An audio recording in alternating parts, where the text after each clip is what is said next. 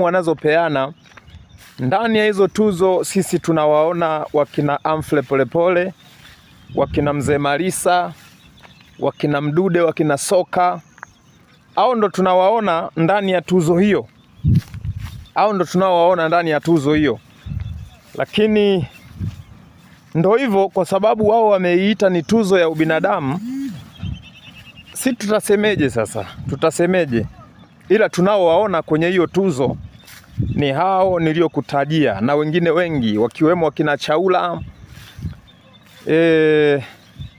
wengi, wakina Injili Geuzayo Roho, wengi sana tunaowaona kwenye tuzo hiyo iliyopewa jina na kuitwa tuzo ya ubinadamu. Neema Yesu Kristo iwe pamoja nanyi.